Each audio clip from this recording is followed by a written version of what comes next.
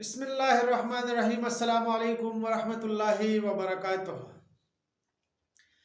मलगुरु यौ नाशना हवा रालوتې ده د ځان د مشهورتیا دپاره عجیبه عجیبه حربې خلک استعمالي، خاص کر پښتانه یادوم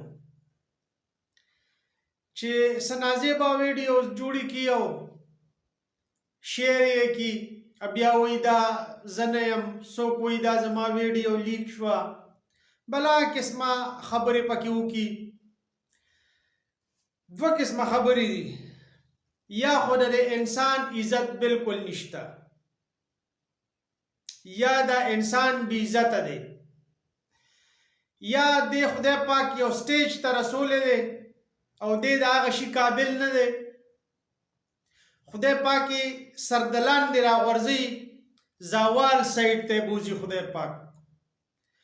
اوس که مونږه بوم بوم پریخان یاد کو یا ګل چاهت یاد کو نو دا خو بی عزته مخلوق دی، دې خبره کې هیڅ دورای نشته چې دا بی عزته دي. خو مجبور د پښتنو علامه اقبال چې ورته دا خلک وایي مجیب زلمې هغه به یاد کو چې د هغه یو ویډیو راله او بیا ورپسې هغه یو ویډیو په خپله مو کړله.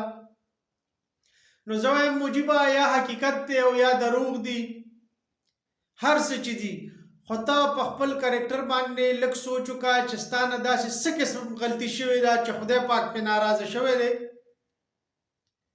او ته زوال طرف ته بوتلې. تا له الله او د پښتنو یو مقام درکړو، د هغې دا صلاح هرګز ورکول تاله نه و پکار. که مونږه یو پنجابی ټیک ټاکرې خبره وکړو رمشا، شپږ ورځې وشوې د هغې یو ویډیو لیک شوې ده، خو شپږ ورځې وشوې چې هغه په سوشل میډیا چالیدلې هم نه ده.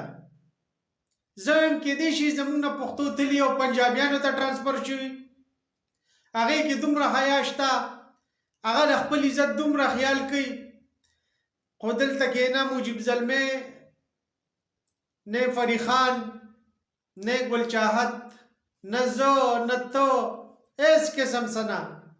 زه مجیب ته دا وایم که چېرې دا دروغ ومي نو ته به د کم انسان خوله بند دی، ته بیا خپل معیار ته واپس رسېدی شي. لہذا زما ټولو هغه ملګرو ته دا درخواست دی چې خدای پاک هم یو سټیج ته ورسوي، یو مقام دله درکړي، بیا تاسو له هم څه نه څه احتیاط پکار دی. مجیبه ستا نه ټیک څه غلطي شوې ده، که چېرې دا دروغ وي او که دروغ نه حقیقت وي نو الله ته په سجده پرېوځه، معافي وغواړه. دا مسلې هسې نه راځي، څه ناڅه غلطي درکې شته باچا. ډېره مهرباني. السلام علیکم ورحمت الله وبرکاته.